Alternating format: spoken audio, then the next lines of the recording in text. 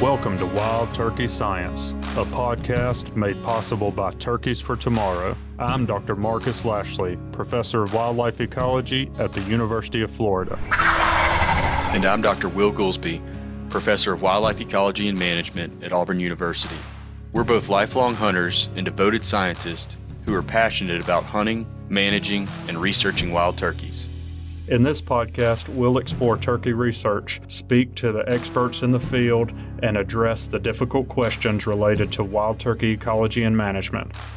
Our goal is to serve as your connection to wild turkey science.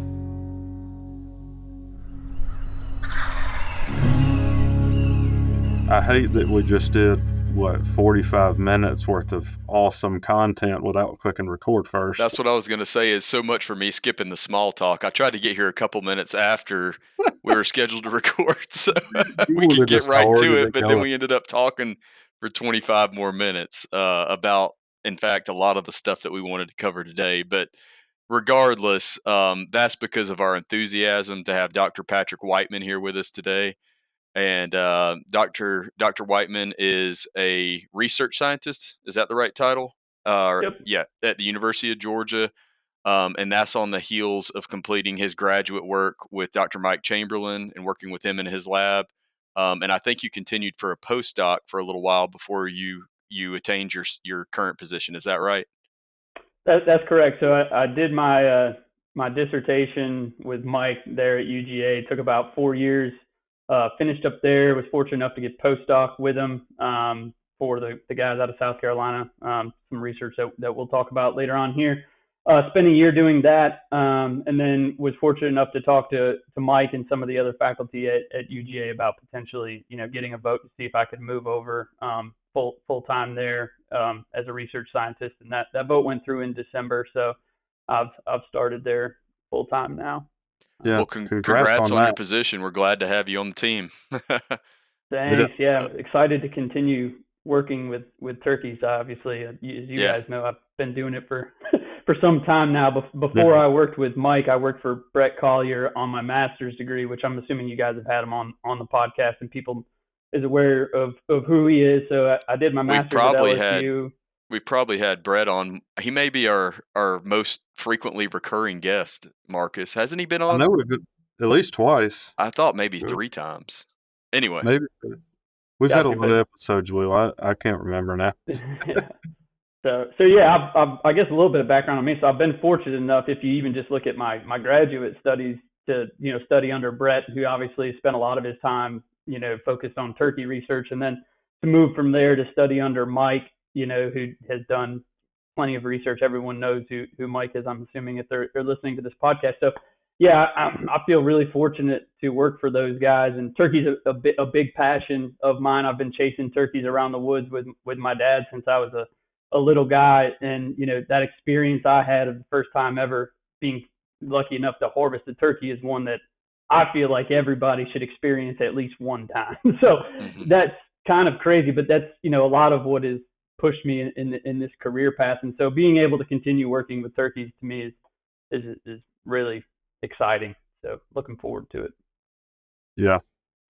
Well, we're really glad to have you. And, part of the reason is because it's nice to have a colleague that's as passionate about turkeys as we are. I've been chasing them around since I was a little kid as well. I did not have the opportunity necessarily to do as much work during my graduate studies as you did, although I had a turkey project involved in both of mine. I just wasn't leading that part of it. But yeah, it's fun to talk to people who really care about the resource and dedicate their, basically their whole career and life to it. So I'm excited to talk to you about that. Yeah, and it's awesome that, we've got new blood coming into the field too, because there's going to be a lot of turnover in the next several years, and it's not always easy to find, PhD level scientists that work on turkeys to refill those positions. Yeah, I think that's a concern for sure.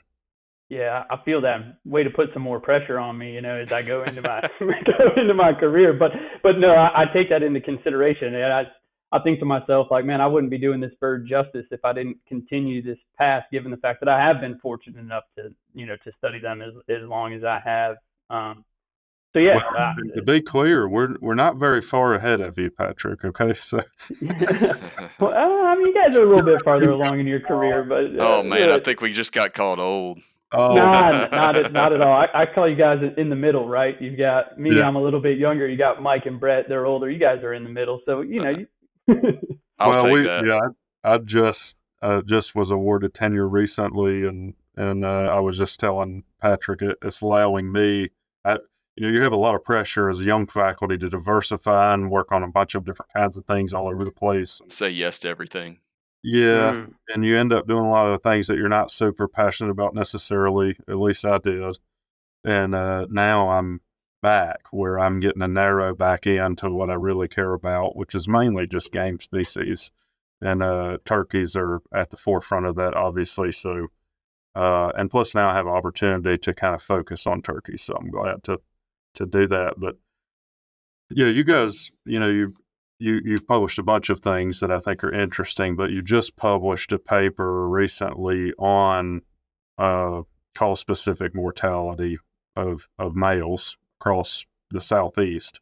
Really extensive study, a large sample size. I'll let you kind of, tell us some of the details about it, but I found that really interesting, and I knew as soon as I saw it, actually before you published it, I even saw you present it at the Southeastern. And Will, I don't remember if we did a follow-up to that meeting where we kind of we talked about it. Yeah, I think we did talk about it a little bit.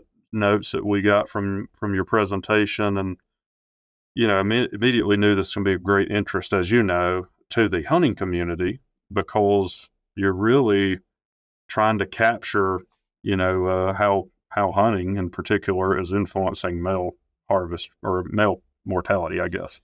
So male survival. So I've been waiting on the opportunity to get you on the show to talk about it, and glad to finally have you.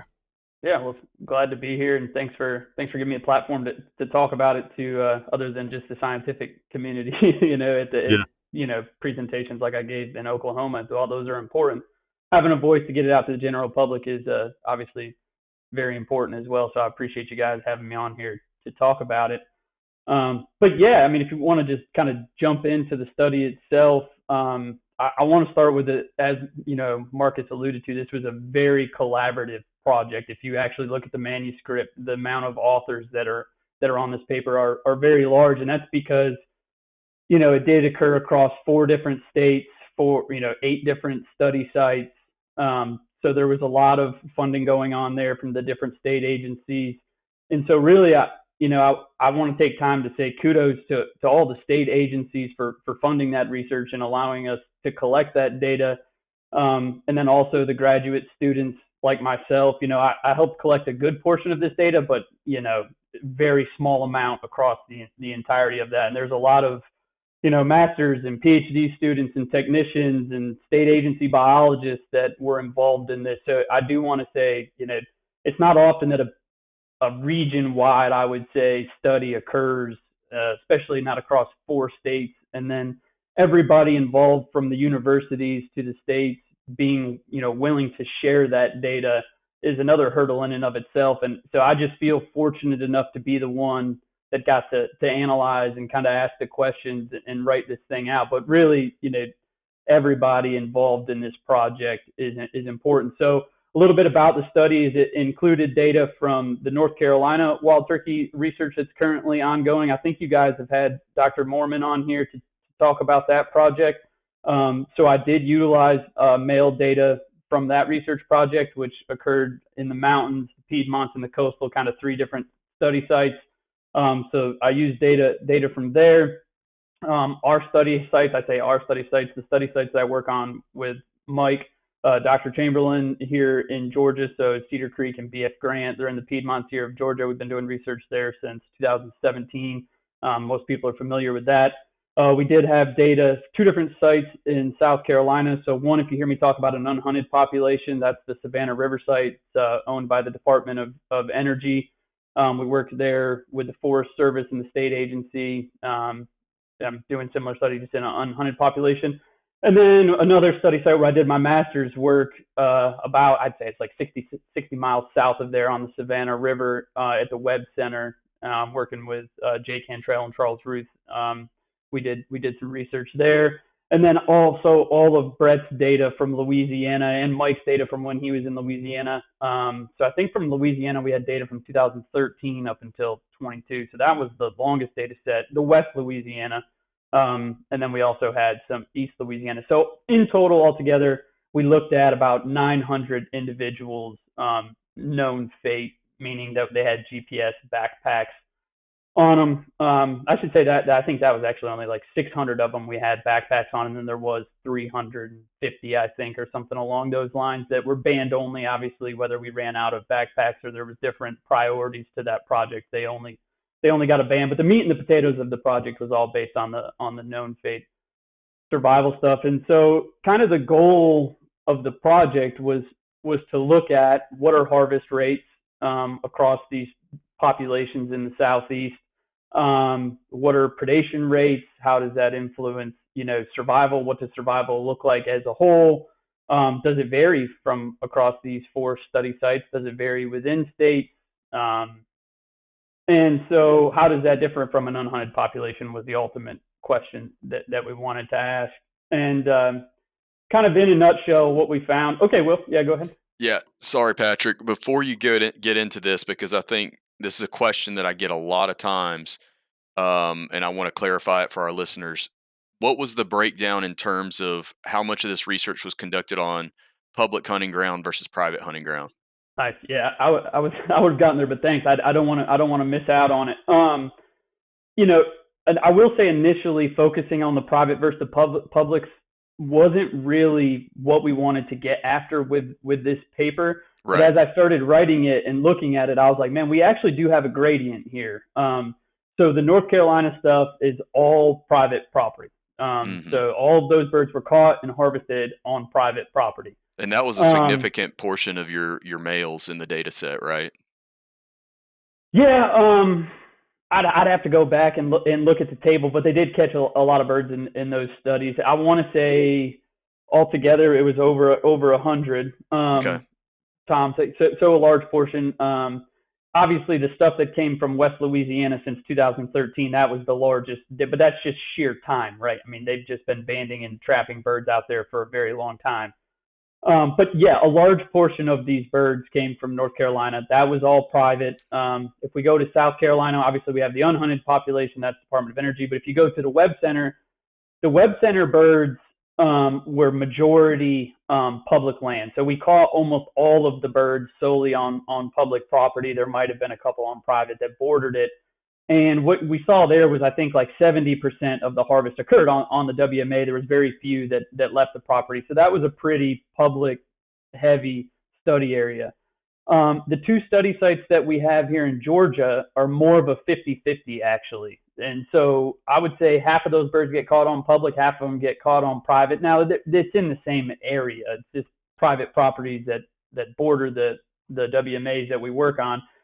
And so it was about a 50-50 split. Half were shot on private, half were shot on public. Then you go to Louisiana. The West Louisiana data was very similar. It was kind of, I think, 60% of birds were harvested on the public. So it was mostly public heavy in West Louisiana, but there was some private. The birds moved off. They were all captured for the most part on public. East Louisiana was the opposite of that. So that was mostly all private again, with a little bit of public, very little amount. So it did kind of give us this nice gradient and ability to capture it. The reason why I didn't target it per se in the analysis is because we didn't have any measure of like effort, right? Like we talk, when we talk sciences, I mean, it's harvest rates. Like I didn't have like, this much effort on this piece of private versus this public. Right. And so getting into the nuances of that, I didn't really have the data. How to handle individuals that half the time they spend on the WMA and half the time they spend on public, or you can see scenarios where you have a bird that spends 90% of his time on private, goes over to public, gets smoked. How do we classify him? Is he a private land or a public land bird? And then vice versa, it happens all the time. So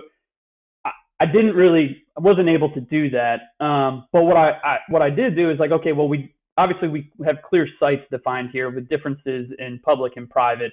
And so in my analysis, one of the things we tested was, did harvest, survival, or predation vary across these study sites?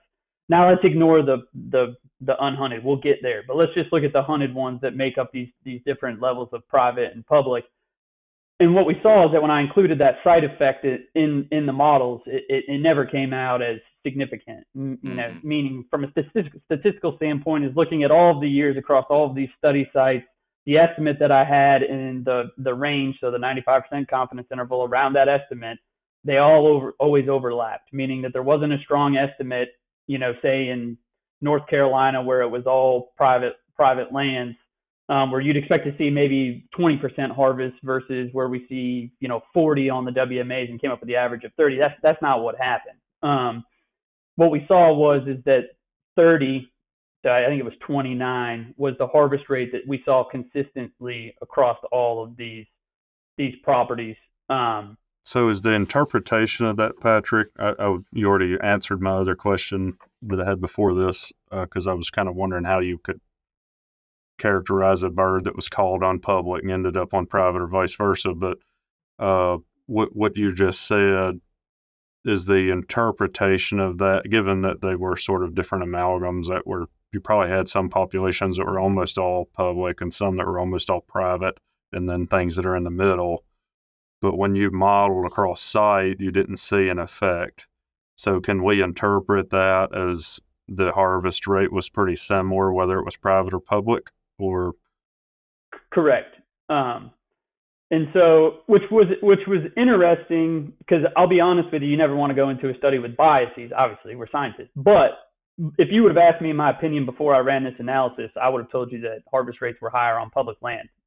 Well, I think that we have several people screaming at us right now that are driving down the road somewhere saying there's no way that's true, because that I hear that constantly. I talked about it just this weekend with a group that couldn't believe it.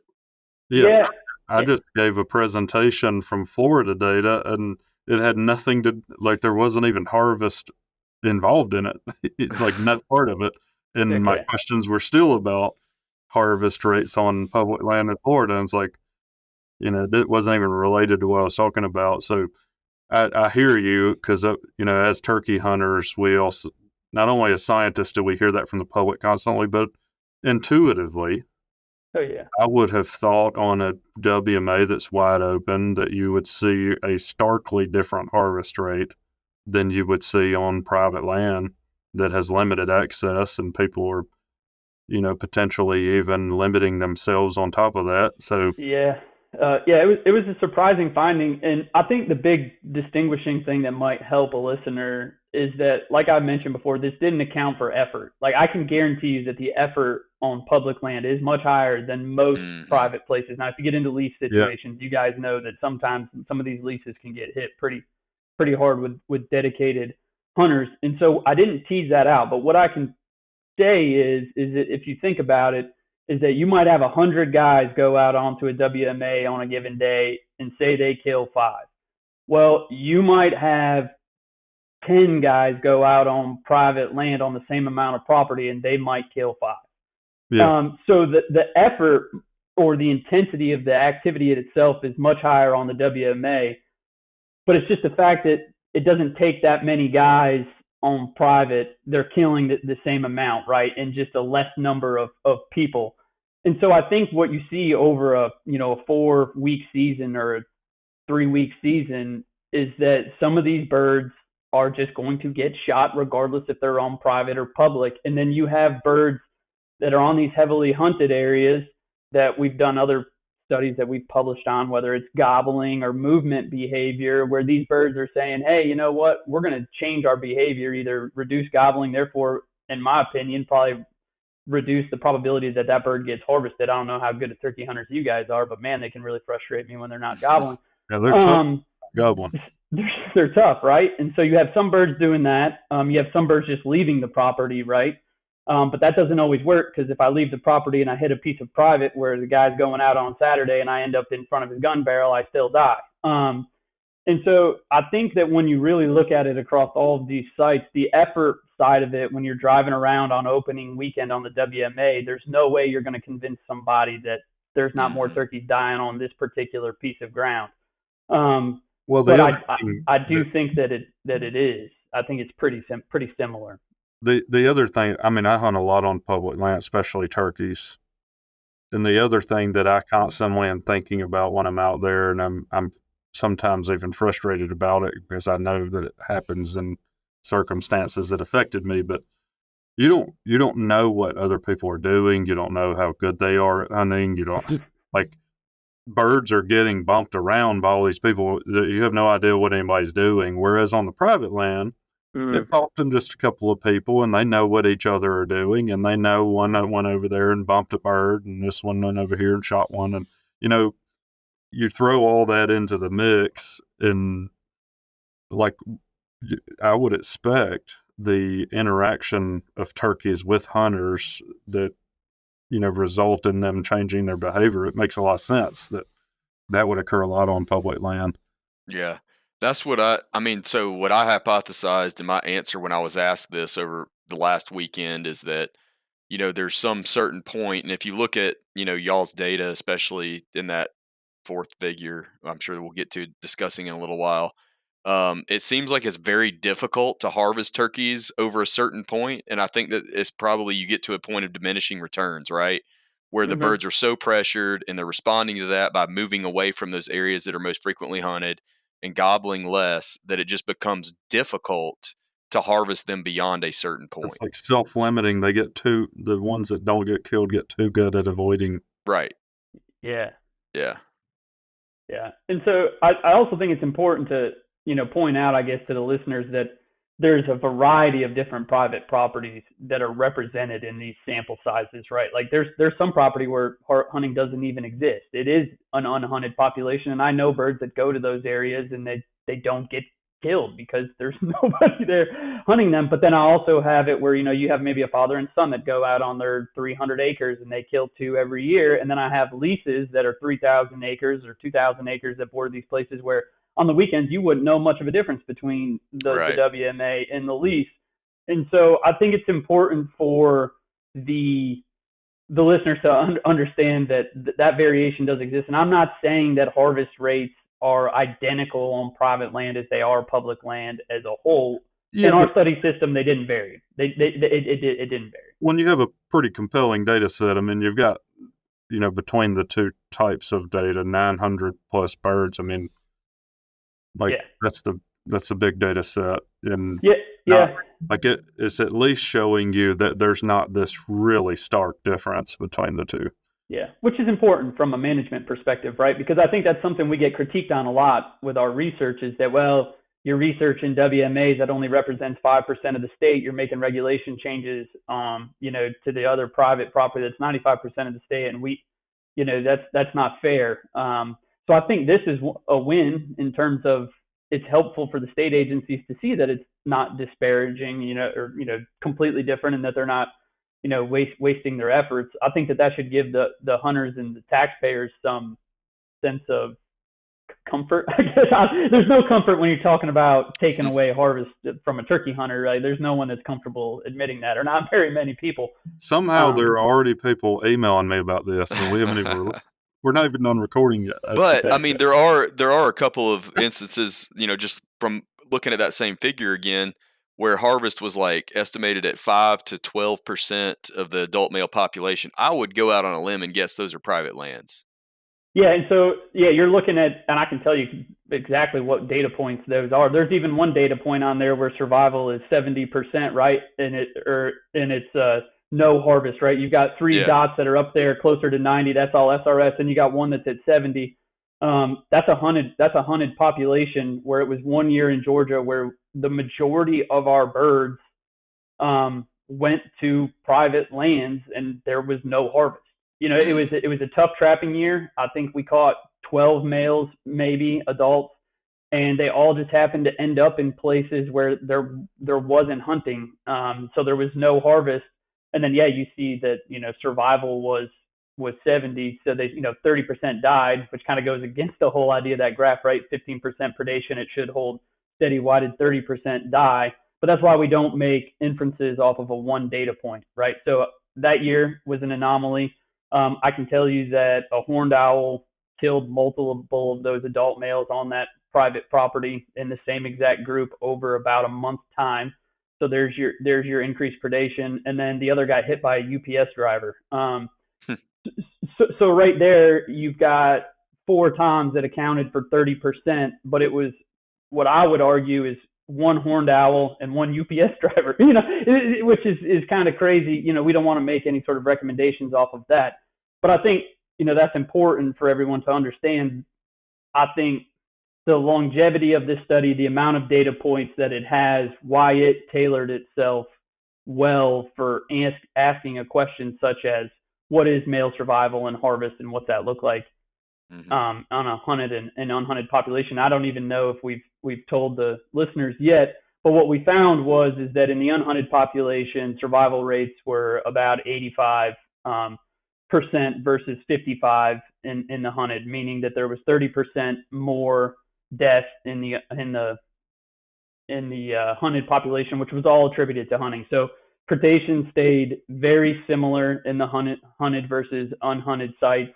I think the estimate on the non-hunted was 12% was the predation rate, and I think in the hunted was 15, which was interesting in and of itself, because that means we actually estimated that it was a little higher on the hunted grounds, which we can all speculate as to why that is. Maybe it's wounding or crippling loss or whatever that's making up that really small percentage, 2 to 3%, or maybe it's just the confidence intervals in the variation. But the predation rates in and of themselves being very similar was kind of one of the first ideas. We were like, well, it appears that probably harvest is additive in this system, meaning that your predation rate appears to be the same. And so, this idea of compensatory versus additive mortality, the compensation side of it is that you're removing, less birds than are getting recruited into the population. And there's a couple avenues in which you can do that. One is shoot less that are born, right, or recruited into the population. So if you recruit 10 new individuals, you only kill, 5, well, then your population increased by 5, right? You're just shooting less than you're making. That one's pretty easy for people to wrap their heads around. The other idea, which is the argument that I got a lot of the time, I feel like throughout my career with male survivals, is like, well, if we don't shoot them, they're just going to die anyways, meaning that a predator is going to get them. Therefore, if we shoot 10%, it doesn't matter, 50 still going to die, because 40% of them are going to get predated. Well, and that idea probably, well, and you can correct me if I'm wrong if you know otherwise, but that compensatory thought process where essentially this, some number are going to die, and if we take some of them through hunting, it's not going to change that number of how many are going to die, up to some level anyway, right? Mm-hmm. I know that thought process is prevalent in the quail world and probably other game birds as well, and they're similar to turkeys, I guess. But do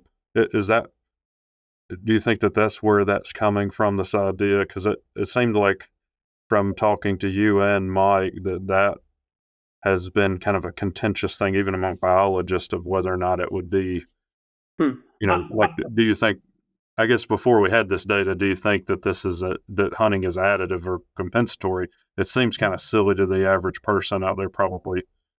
But sure, among biologists, it sounds like people were kind of on the other side of that coin, saying, wait a minute, this is probably more compensatory. Is that coming from those other species?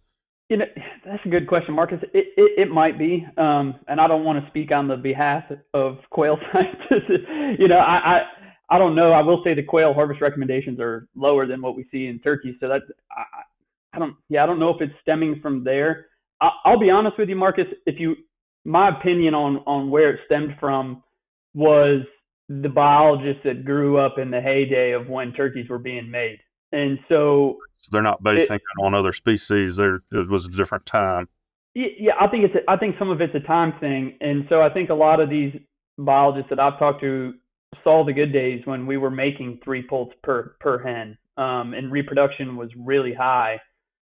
And I think they thought it would be very difficult to shoot their way out of that population, meaning that they didn't think that birds that they were killing, they were just getting replaced because their reproduction was so high.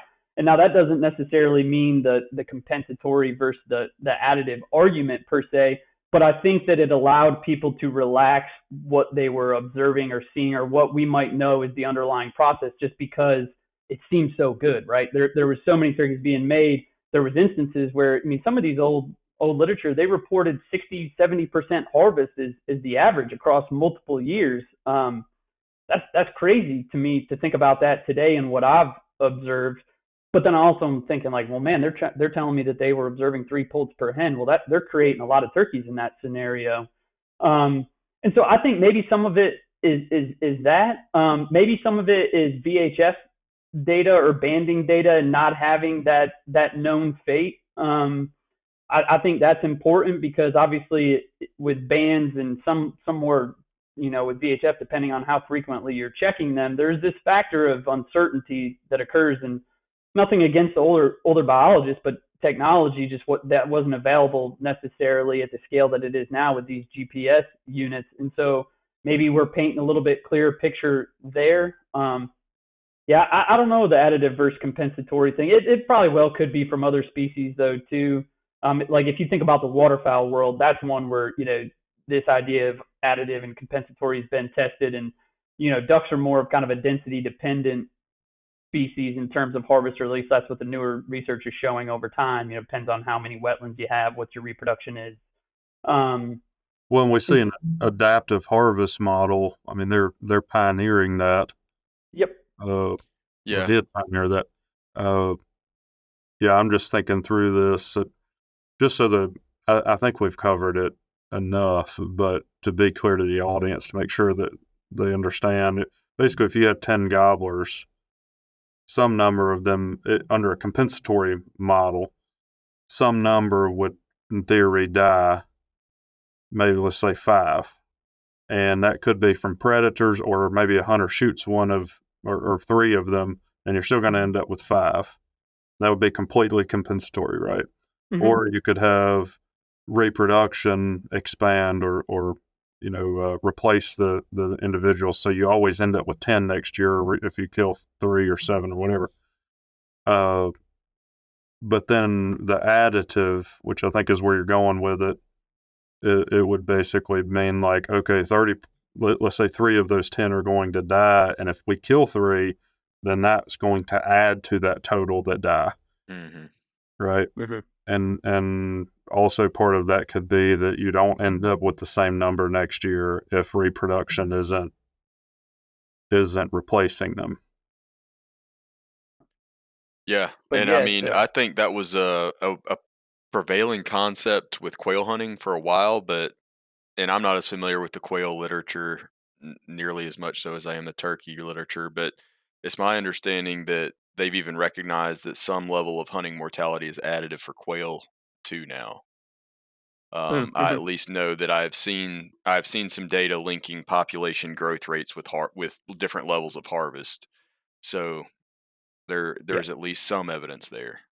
But I think I think it's more gets back to what Patrick said, is they were just, they were killing the shit out of them, and there was just as many every year. Yeah. I largely think that's a lot of what was going on in my mind. Because let's be honest, if I was in their shoes and the same thing was happening, why would you think differently? Right. And so I think that's part of it. But another part of the paper that I'll throw out there, and why it's probably not as prevalent in turkeys as it is other species, because partial compensatory mortality or compensatory mortality does occur. It's not like it's this concept that I'm saying doesn't exist. It definitely does. For turkeys, I think why it's harder to achieve it is in this paper. I don't know if you guys will put a link to it for people to look at. Yep. But there was a temporal where you had months on the x-axis and then some sort of predicted amount of risk on the y. And so you plot that over the annual cycle, right? And so you want to look at when things are occurring when's mortality occurring for these birds? Well, in order for compensatory mortality to exist, you would have to be killing birds prior to them getting predated, right? So like if predation is going to be the thing that's compensating, is that bird's going to die anyways. Well, I would have to remove that bird before it was predated. But in turkeys, what we see is that survival outside of the spring, when they're gobbling and strutting and not paying attention to predators and more paying attention to females, their survival is really, really high. And that's whether it's a hunter or whether it's a bobcat, coyote, owl, what have you. And so those risk metrics almost are identical in terms of when they rise. They rise at almost the same exact time. So I think in turkeys, it would be hard to have compensatory mortality even operate, given the fact that predators are whacking them off almost like at the same exact time as we as hunters are, because we're attacking them when they're vulnerable. And so I think that's potential, maybe another reason why it operates the way it does in turkeys. And you know what? Honestly, Marcus, something else that just came to mind as to why maybe it wasn't seen. I think a mistake that people have made in the past looking at turkey mortality as compensatory or additive is that they didn't have the unhunted population or a really low harvest population to compare it to. And that, if you only look at that figure, say from 30 to 40% harvest, I would still argue that it's a negative trend. The line still goes down, but it's a lot flatter. So if you're trying to tease out additive versus compensatory mortality, but you're only observing harvest rates that say vary by 20%, 20 to 40, it's going to be hard to find it, right? Because you're looking at a snapshot instead of the whole picture. And so the fact that we were able to get some harvest at the lower range, and then also some at the higher, there's some dots on that graph where I think harvest is 65, 70%. And so we were able to kind of fill that area in. So that it might have just been a data collection thing. Honestly, Marcus, that could be part of it with the turkeys too. Maybe they just didn't have really low harvest rate data to look at. When I think, I'm looking. So when you were talking about the timing of things being killed, that's pretty stark. That's figure 3, and then figure 4 is that regression. And we'll cut these into the YouTube and link it in the show notes for people that want to take a look at this. But if you took all the 0 off, and then the 2 out there on the extreme end where 60 to 70% are harvested, that's pretty flat through that window that you were just talking about. And that's really the gamut of what most hunted populations are running in, is right in there. So that would look pretty flat. Yeah, it's flatter. I mean, it's still a trend. Like, okay, so take the points at the bottom and the top end of that, right? There's just more data there because it's the median, so you're seeing a clustering. But if you look at the trend of the line at the top and the bottom of that cluster, it's negative. Well, I'm not saying it is completely flat. I'm saying the slope is not as strong as it is when you have those ends. Which would make sense, because your overall finding was that, survival did not vary that much between sites. And those sites, presumably would have, a wide range of harvest rates. And, well, I mean, you directly correlated it to harvest rate, but they'd have a wide array of regulations that each site represents. And still it remained, fairly consistent. I wonder, maybe we get a little bit of partial compensation in that range of typical harvest rates. But I think, like, if you get much ahead of that, it turns into complete additive mortality. Yeah. Partial compensation has to exist. I mean, it's a concept that there's somewhere on that curve where partial compensation exists. And I think that's pretty replete throughout the literature in other species. But yeah, identifying it is the more difficult task of kind of where it gets closer. Yeah, and I was going to say, we're after one that's gobbling and strutting, and he's also more vulnerable to a predator that's at the same time. So it does make sense that there would be some compensation, but it's just not, especially when you get to very low harvest rate versus a very high harvest rate, it's not that, you can tell that it's not driving. Like, what I'm saying, like you have a stark difference between the unhunted populations and the heavily hunted in terms of the overall survival. So clearly it's not fully compensating, but that doesn't mean that there isn't some, percentage that's compensated. Yep. So that was one of the things that we talked about with you over the summer at the Wild Turkey Working Group about, and it's something that's been, bouncing around in my head for a while, is if we, let's just say, because I know you're working on a population model right now, right, to see how sustainable these different harvest rates are given your data on survival.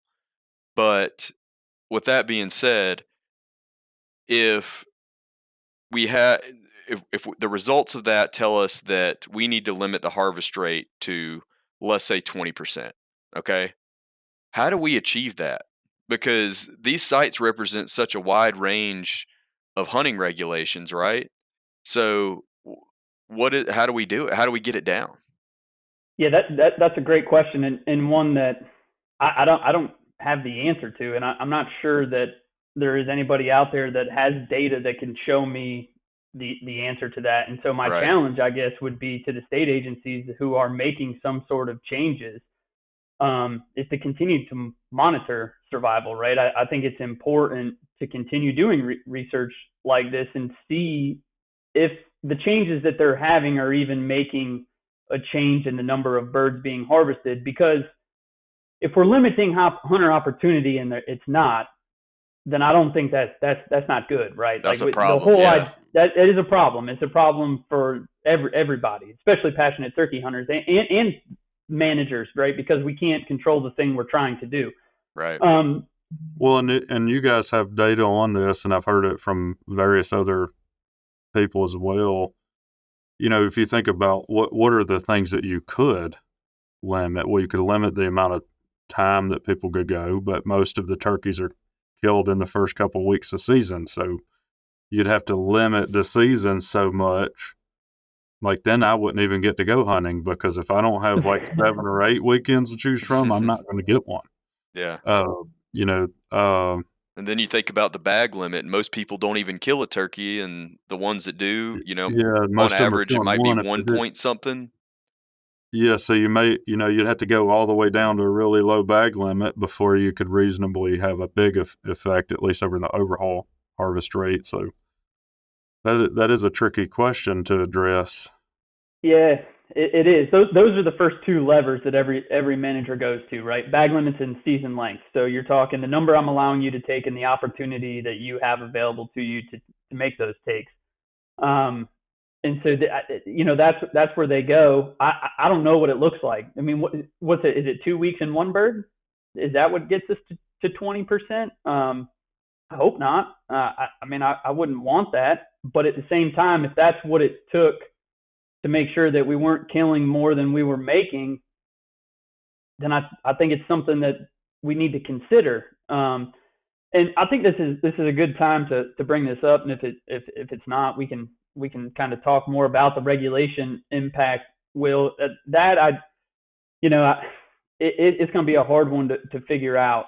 But what I do know is currently at a 30% harvest rate, making less than 1.5 poults per hen, most of our study sites looking closer to the 1, that 30% is probably too high. Meaning that over time, if we keep reproducing turkeys the same way that we have been for the last 5 years, we're going to run out of turkeys to shoot, and whether it's 20, 30, or 40 years, we're just simply not making enough turkeys. And so if that's the case, from a state perspective, they're kind of forced to do something, right? And I don't know, maybe if by reducing the harvest 5% or 10% gets us 5 to 10 more years on that curve before we have a population that we can't hunt to fix some of the other underlying problems, which is how do we make more turkeys? Right. To me, I think that that's an important thing to consider from a consumer or a hunter in this situation. And I like shooting turkeys with just as much as anybody else. Don't kid yourself there. But we need to do it in a way. I look at it now, especially as a new father, like I want to do it in a way that I know my son has similar opportunities that I had when I was with my dad running through the woods, to experience that, and ultimately has shaped my life. I think that all the next generation deserves that, and we owe that to them. So we might have to sacrifice, but the only way to figure that out is to make changes, vary harvest, and then study the response from that. So what happens when we move from 30 to 20% harvest? How do we do it? So what regulations does it take to do that? And then once we figure out how to get there, if we do get there, is it helping the population, or is it helping is it even making a difference? And I think that the only way we can do that moving forward is just to continue studying this bird, which as a scientist might seem like a cop-out because it's my job. I want job security. But I don't know what else to tell people. I'm also a very data-driven person and want to make decisions in life based on data. And so without data, what can we do? I guess. I don't know. So that's I think the importance of this paper as a whole is it just, if we need to carry over more turkeys and if we're not making enough turkeys, harvest is one of the ways in which we can do that. But that's different than, is this going to completely solve the turkey decline problem? I'm not suggesting in this paper, and nor is Mike Chamberlain or anybody that I know of, that making regulation changes isn't going to save the turkey population as a whole, right? It's solely not going to do it. It's one hole in the bucket, and it can help. But in the end, we need to make more turkeys. Nothing else that could slow down things fast so that we can catch up and figure out how to address the productivity issue. Yeah. I would agree, and Marcus knows I love analogies, so here's one for you. For some of the listeners, they may not understand the nuance in this conversation, but basically what we're talking about is it's like you could apply it to your personal finances, right? So you've got a certain amount of income, and then you budget that income on how you're going to spend it. What we're doing right now, if we try to adjust regulations so that we're reducing harvest, we're changing our budget. We're not changing our income. So we have the same set amount of income, but we're trying to change our budget so that we can, quote, spend those dollars or spend those turkeys over a longer duration of time. But ultimately, we know we need to increase our income, which is the productivity part of the equation, eventually, to try to address that problem. I've been trying to help you with this, Will. Like, there are ways that we can adjust income. So, well, one thing I don't want to forget to ask you. I thought you meant you were trying to help me with my analogy problem. Like it's become the income problem. Problematic in some way. No, the analogy of it, that was good. It was probably a little more relevant earlier in the conversation, but you guys were rocking and rolling, so I did not inject it at the time. I'm wondering, I was sitting here looking at this graph, this figure 4 that you have, and I started wondering when we were talking about the season, season frameworks and bag limits and all that mess, how much is it actually varying from year to year within a site? Like, are you seeing wide swings in the variation, or is that pretty consistent? Like, on this site, it's going to be 30% of the males harvested every year, and that site 60 every year. Or is it bouncing from 10 to 50, or what does that look like? Yeah, so there is a good bit of variation, and if there's a table in that document that gives you the confidence intervals around the harvest rates for every single site. So that lacks the year-to-year variation, right? I can only put so many numbers and tables in a figure. I could go for days. I actually wanted you to talk about it because that's another complexity here that we could talk about various ways to try to deal with this, but there's also, I was guessing it's probably widely variable, especially at the site level, I would guess. Yeah, at the site level, it does vary. Like some of those numbers you can look at. I mean, I don't have the document up here because I've memorized a lot of it, but the confidence intervals, you caught me, haven't memorized those. But well, I didn't. I wasn't asking you to memorize it. I just wanted to know: is it really consistent, or is it really variable, or somewhere in between? So it varied depending on site, but a lot of the times it was, if you look at those data points on that figure where I did the regression line, that tells you a lot about the variation, because what you're seeing there is that data point represents a site in a year. And so what you see is that the majority, I would say almost 90% of it, is between 20 and 40. And so that's why you're almost getting an average of 30, right? So so I've pulled up those numbers here for reference, and we've got like one site, and I'm just talking about adults, not Jake's. We got 22 to 49% harvest. Another one ranged from 18% to 41%. But like you say, there are a lot of them that are kind of in that 20 to 40 range. Yeah, and so a lot of that, honestly, and we could talk about stats and numbers, but that's just sample bias. Some of that is, like we were talking about earlier, with the private and the public and all of this nuance that goes on into a turkey's lives. Like, where you catch them and where they go ultimately is going to dictate their survival. And so that's the benefit to doing a long-term study like this over so many sites and so many years, is we can start getting rid of some of that noise, right? Because what we want data that represents a population with some sort of certainty about the truth. And so what you're seeing there in the variation, in my opinion, is some of that is varying harvest. In terms of, maybe one year there was 35 and one year it was 25, and maybe that had to do with how many 2-year-olds were produced the 2 years prior. Like, there probably is some fluctuation, but some of that is also trapping bias. So The nice thing about this data set, in my mind, is that we were able to reduce those confidence intervals decently enough that I think we've painted a pretty good picture as to what happens in the Southeast as a whole, and that's 30% harvest. But variation did occur. I think you're right. I think it's extensive enough that you're capturing more of a true variation, and that's why I was asking you mainly is what I view this as closer to what actually a population is experiencing from year to year, and it looks like that can fluctuate quite a bit. It doesn't necessarily always fluctuate, but at least sometimes. But I mean, even things like weather during the hunting season could factor into that, right? Like, one year is just one turkey season's full of bluebird days, another turkey season's full of rainy days. That's going to influence harvest. But you could also imagine a scenario where, if you had a great hatch 2 years prior, and 2-year-old birds are more susceptible to hunters, you might expect in that given year for the harvest rate to go up, just because of the susceptibility of the population. Yeah, one year Will gets drawn on the WMA and kills them all. Sure he doesn't. No, harvest would go down that year. But I appreciate that. But it's interesting that we brought up the 2-year-old thing, so we can plug that real quick. That was one thing we were able to do in this study, because we had so many birds marked, is that we actually had some known age survival estimates, meaning, for the listeners out there, a lot of times when we catch turkeys, it's either juvenile or adult. We don't really have a way of aging the difference between a 2, 3, 4, and 5-year-old bird. Luckily, in this sample, I want to say like 350 of those were juveniles, so we had a known age of when we captured them, and so we could kind of get at estimating, what harvest or survival looks like for a juvenile versus a 2-year-old versus a 3-year-old, 4-year-old, 5-year-old. That was about as far as we could go in terms of just having the sheer number of birds that survived that long on these study sites, or the studies even existing that long, right? Birds hadn't been caught, 5 years prior to that.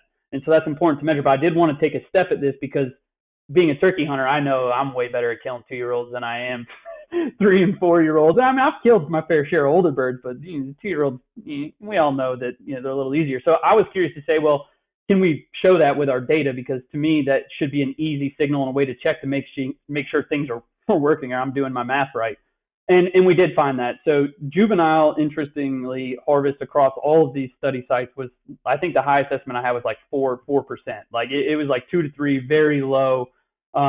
It's good to note that across all of these states, Jake harvest was legal, so they could be harvested. It seemed like people were, for the most part, doing a really good job of policing themselves in terms of them not wanting to shoot a Jake. And so, but then you get to a 2-year-old, and the survival estimate for a 2-year-old was 22%. Wow. So that meaning 80% of 2-year-olds die. That's pretty serious. That's a lot of the birds. And then we got to 3 years old, and what we saw was that it moved back up to about 50. I think it was 40% survival or something like that, but it jumps back up. And then unfortunately, as you get to 4 and 5 years, that kind of dropped back down, or a little bit lower.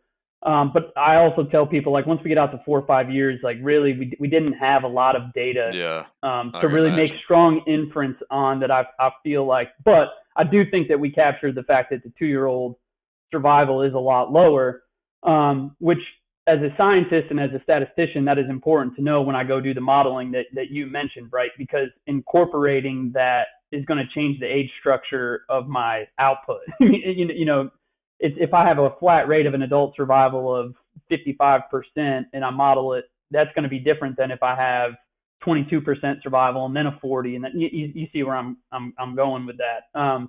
So that's something to point out that we were able to find in the study, and this is the first one that I'm aware of where it broke it down into known age classes. And so I hope to see that work going more on in the future. I think with technology, we're going to be able to have these GPS and VHF units last longer, which will help fill in those holes on the survival aspect. But yeah. Well, Patrick, I know you guys have spoken about this at various venues, and there was I know Mike did a Turkey Tuesday on it recently, and you've had opportunity, I guess, to get feedback, for better or worse, we'll say, 'cause I'm visible also. I know how that goes. Are there things that people have brought up that you think you haven't addressed that you might want to address? Like, are there people that are making good points, or they're heckling you, or whatever? Sure, yeah, we get a variety of it. Just go Turkey Tuesday about 3 weeks ago, Mike Chamberlain's page. I think there was 200 comments on this manuscript. So there's been a lot of comments. Obviously, there's always things as a scientist that I want to continue to do and work forward. The modeling aspect of it is important to me. Trying to figure out, okay, this is where we're at reproductively across all of these study sites. This is what the variation looks like year to year. This is what production looks like. What can we suggest something that is appropriate? Is 20% more appropriate? Is it 15? What have you? So that's something I'm working on right now. That's passionate. That'll kind of build off of this work. Honestly, another avenue. We can talk about that one. Go ahead. Yeah, just to be clear, you're saying using your reproductive rates that you're seeing on the study areas and trying to model what harvest rate would be sustainable, just to give a recommendation. Is that what you mean? Yeah, because I think that's what ultimately landowners want, right? And that's what state agencies want. When I talk to people, like, especially this time of year, this time of year, it's a question I get almost every other day. How many turkeys can I kill off my property? Yeah, I have 6 gobblers. Yeah. How many? Yeah. We get those all the time too. Yeah, and so there's not going to be any perfect answer for those people, because it's all going to be dictated about how many turkeys you're making, and how many turkeys you have, and those are things that are very hard to find. And from a state level, it's almost impossible to do. But from a landowner perspective, I mean, you guys probably work with some places that you probably got a good handle on what's going on there in terms of poult per hen ratios, whether you're running camera surveys late in the summer, trying to get an idea of what you're making. And then being on the property and listening to birds gobble in the spring, this time of year especially, I always try to encourage landowners to go out there and listen to what you got. Listen, obviously the problem is turkey's home range 3,000 acres. Like, there's not a lot of people that own 3,000 acres, but what have you. But do the best of your ability to try to get an idea of how many there are. But that's going to dictate how many you can take. So I try to tell people 20%, but I'm sick of just telling them what my personal notion tells me. And so I think a model where I can change those reproductive parameters just as well as I can change the harvest parameters, and kind of give people an idea of, like, okay, if you think you're making 3 poults per hen, maybe you can shoot 40%, maybe it's 30. But look, if you're seeing that you're only, making 1, maybe you need to be in the 15 to 20% range until you can get your property to where it is making more turkeys. But then the problem becomes, how many birds is 15 to 20%, right? Oh, that's the beginning equation. You got to know how many you have. So that's either listening to turkeys or paying attention to your camera photos, trying to figure out the unique identifiers in times. Like, look, it's very difficult. If it was easy, from a scientific community standpoint, we would have already done it, right? Absolutely. We're not trying to confuse people about this. Yeah, no, it's the fact that it's very difficult. So that's you asked about future work or people's comments. Like that's one that I get all the time. And so that's one I'm working towards, and obviously people keep bringing it up, and I'm well aware of wanting that number, but producing it, I also want to make sure I do a good job, because that's, if you got people that are going to take a paper that any of us write and then implement that on their property, I want to make sure that I'm doing my due diligence, right? And same thing with the state agencies. And so all I can tell is people that we'll get there. Give us time. We'll get there. We'll do the best we can. But then also when it happens, know that there's a lot of nuances to this that could change your particular scenario. Right. I'm trying to think off the top of my head some other comments that I've seen. I saw it all. There's one guy that told me that I completely misanalyzed the data, and that the story told that the harvest rate was much lower on private property and much higher on public, and that should have been the take home of the paper. Was that reviewer one or reviewer two? Well, this is funny. So this is kind of, I took a moment, right? Because I read this comment and I'm like, man, okay. Maybe, I'm open. Maybe I messed up here. Maybe there's a problem, because he was citing numbers that I put in the paper. And so essentially, I think what he did was just added them all up, like in that table I had, like private versus public, and he saw that I think the sheer number that you removed across all years might have been 20 in the private, but it was 35 in the public land. But the problem is that he didn't realize that there's year-to-year variation around those numbers. They weren't all pooled. It's not all pooled together. You can't just take the number of birds you caught and how many were killed over 6 years and get a harvest rate. That's not how harvest. These are annual survival and harvest rates. And so I think that's where he misinterpreted it. But I will say, it did make me step back and think. I'm like, man, that means, you saw the list of authors on that paper. That means everybody on that list there's some pretty renowned scientists on that paper. I'm like, they missed it. So the 2 peer reviews that I got missed it. The AE of the paper missed it, and the editor of the journal missed it. I'm like, maybe, but of course I can rest assured that I don't think we messed that up. Although there might be some people out there that tell you that I completely fabricated that, and that the data right there in the paper suggests otherwise. It's a little. We have quite a few reviews of the podcast that are correcting Will's math. And all those, all he has is me in the moment, and I'm also bad at math. So. Yeah. Let's see. Another comment I get, which I totally get, is why in the hell are we comparing an unhunted population to a hunted population? We're hunting turkeys. I get that sentiment. But I think we already talked about it on this podcast. Having the full image of things, in terms of what it looks like in an unhunted versus all these different varying hunted is important.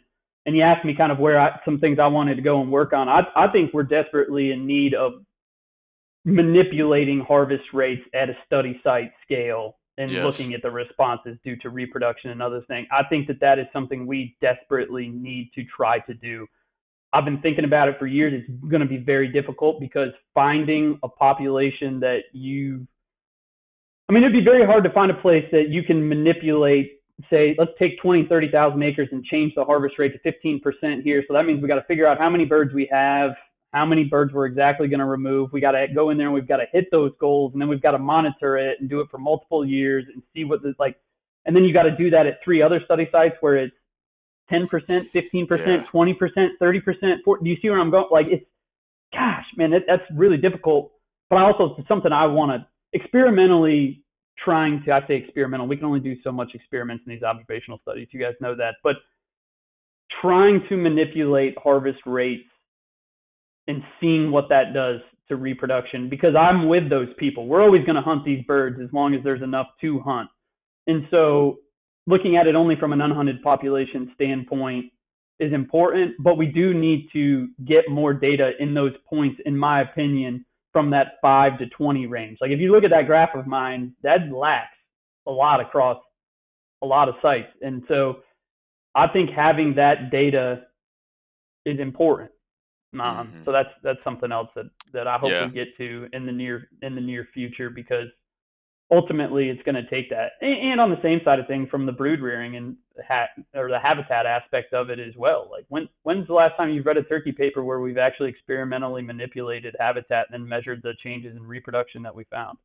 Have you been listening to our episodes? Because we had an episode just a few weeks ago, and you have just listed off 2 of the 4 studies that we named as being most critical. Yeah, no, actually, I hadn't listened to that one yet, but it's my job. Mike and I talk about these things a lot. Like, yeah. So we're in agreement with you. Yeah, good. Well, I'm happy to hear that. Now we just got to do it. That's going to be the harder thing, but I think we'll get there. I really do. But I mean, we got so many people working on this. There are a lot of people that really care about turkeys and really want to make sure that whatever we're doing is sustainable. And I do think that we are different groups of people in different ways are tackling different parts of this equation. And I do think we're going to get there. I don't think it's going to take us as long from here to get there as we've gone without it. We'll just say that. I like it. I like that optimism for sure. Yeah, we've gone 50 years without it or whatever for turkey research, and we're not going to go another 50 before we get there. So, yeah, they've done it with other critters. We can do it with turkeys. We're dealing with a critter that uses a lot more space, and we can't identify them. We cannot uniquely identify them. It's tough. I look at my counterparts in the quail world, and I'm like, man, they're so far ahead. But you have a bird that home ranges, an eighth of what a turkey's is, and so manipulating that is so much easier in the way that they call and the covey counts and like all that. Like, you can estimate a population a lot better than you can for turkeys.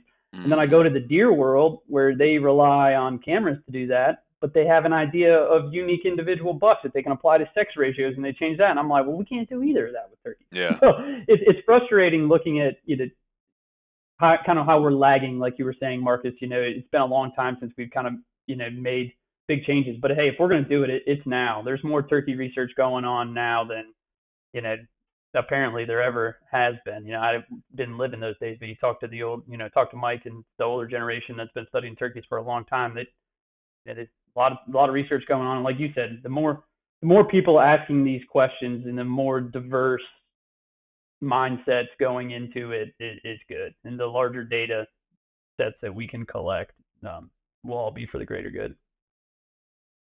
For sure. Well, is there anything else? I know we've been carrying on, keeping you on here for more than an hour now. Anything else that you would like to leave the audience with? No, just going into turkey season and, just enjoy it. Try to be a steward of the land, make more than you're taking, but enjoy it. Get out there and enjoy it, man. Spring is very fastly approaching. I don't know when you guys will release this, but it's almost the best time of the year. So enjoy it. Don't take a subject like this where it's harvest and get all down about, the state of turkeys suck. We can't kill them. This guy's telling me that they're going to. No, that's not the case. All right. We're going to be all right. We're just trying to make it better. So enjoy it and be a steward of the land. Can you address this question? How does the turkey know to be roosted right on the other side of the property line? Mm-hmm. Good question. Luck. Because it seems like they're always on the other property. I hear that constantly. I think it's just probability, Marcus. We see that we see that roost fidelity is about 20%, which means pretty dang low. So that means they're hopping around a good bit. So there's going to be days where you show up where they're not there.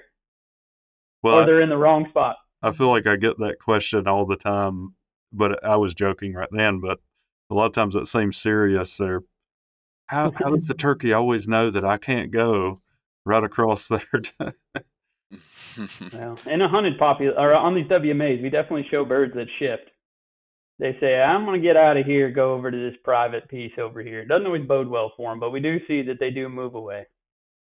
You're right, though, that it's honest. I mean, I was looking at the 2-week extended forecast this morning, and I saw one day they're calling for a high of 79. So Spring is just around the corner in the South down here. Yeah. Yep. It was Get ready 79 today in South It was Florida. what? 79 is the high today Well, in South Florida. I don't doubt it. Man, our turkeys are just going crazy now. Yeah. They were sitting in line a couple of mornings ago, and he texted me and he said, "Hey, I've heard over 100 gobbles already," and I was like, "It's not even 7 o'clock yet." Like, they're going crazy. So I'm getting pretty fired up. All right. Well, yeah, that was a really fun. If you guys, unless you guys got something else, like I said, we could sit here and do this all day. But unless you guys got something else pressing. That's all I had. I mean, I think that was good. Yeah, good stuff. And thanks everybody out there for listening. Appreciate all the support, and we'll link all the resources and everything. And Patrick, we might link your contact information. What was your handle? Is that the best place to find you? Yeah, that's one avenue. So Instagram and Twitter, I believe it's just Wild Turkey Nerd, or Patrick Wightman. My last name's spelled Wightman. So that's some people mess that up. But yeah, if you search my name or the Wild Turkey Nerd handle, you'll find me on Instagram and Twitter. It's just my name on Facebook. I don't post as much work stuff. I share Turkey Tuesdays and stuff on Facebook. It's more my family stuff, but I mean, people are willing to, I accept friend requests and message people on there all the time. It's definitely just another avenue. And then my email address is just patrick.whitman@uga.edu. So that's real simple. Okay. And if you need to find that or anything else, if you guys go to the wildturkeylab.com and go to the About, my information's all on there with Dr. Chamberlain's as well, and all of our past research in this paper and everything is up there, and so that's a good resource. But yeah, between those things, you should be able to get a hold of me if you have any questions or want to ask any more details about what we talked about today. I'm always willing to talk to people about turkeys and turkey science, or if you just want to talk to me about hunting turkeys, I love hunting turkeys too. Cool. Thank you, Patrick. Yeah, thanks for having me on, guys. Wild Turkey Science is part of the Natural Resources University podcast network and is made possible by Turkeys for Tomorrow, a grassroots organization dedicated to the wild turkey. To learn more about TFT, check out turkeysfortomorrow.org.